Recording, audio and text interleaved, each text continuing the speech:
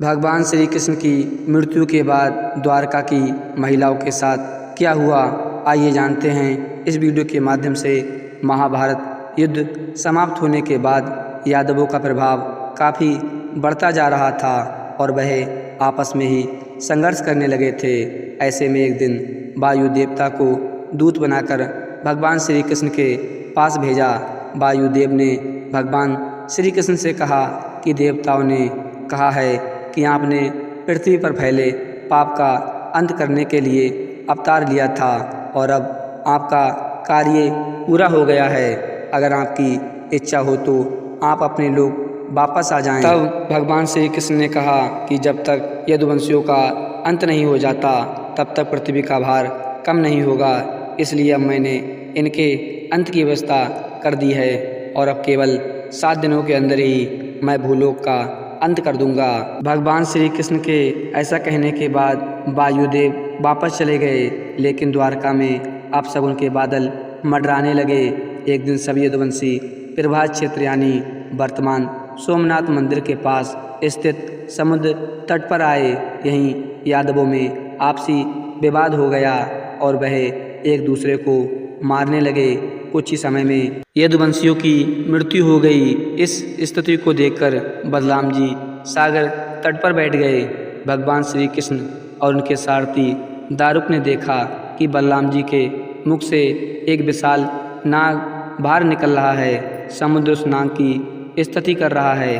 कुछ ही समय में वह नाग सागर में समा गया। इस तरह बलराम जो शेषनाग के अवतार थे, शरीर त्याग कर क्षीर सागर में चले गए। सोमनाथ मंदिर से कुछ ही दूरी पर जहाँ बलराम जी ने अपना देह त्यागा था, वहाँ बलराम जी का एक मंदिर बना हुआ है। बलराम जी की देह त्याग के बाद भगवान श्री कृष्ण ने अपने सारथी से कहा कि अब मेरे भी जाने का समय हो गया है, इसलिए मैं योग में लीन हो जा रहा हूँ। द्वारका में जो लोग बच गए हैं उन सभी को कह दो कि अर्जुन के आने के बाद वह द्वारका को छोड़कर उनके साथ चले जाएं, क्योंकि अर्जुन के द्वारका से जाने के बाद मैंने समुद्र से जो भूमि द्वारका नगरी बसाने के लिए ली थी, समुद्र उसे डुबो देगा। उस समय केवल मेरा भवन ही शेष रह जाएगा।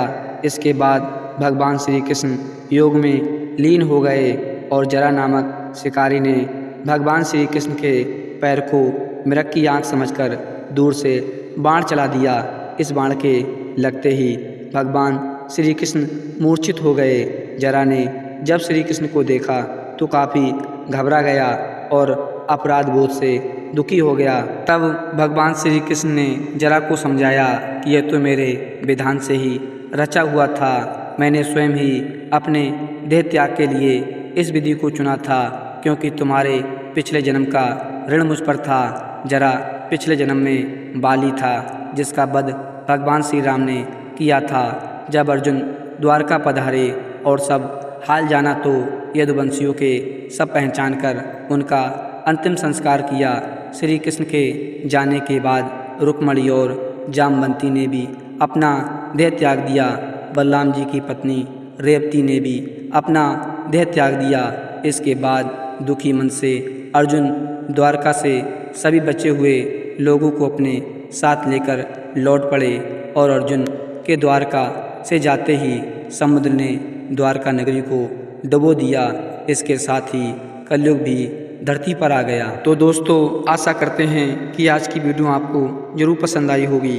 अगर वीडियो पसंद आई हो तो चैनल को सब्सक्राइब कर दें। मिलते हैं एक नई वीडियो में, तब तक के लिए जय हिंद, धन्यवाद।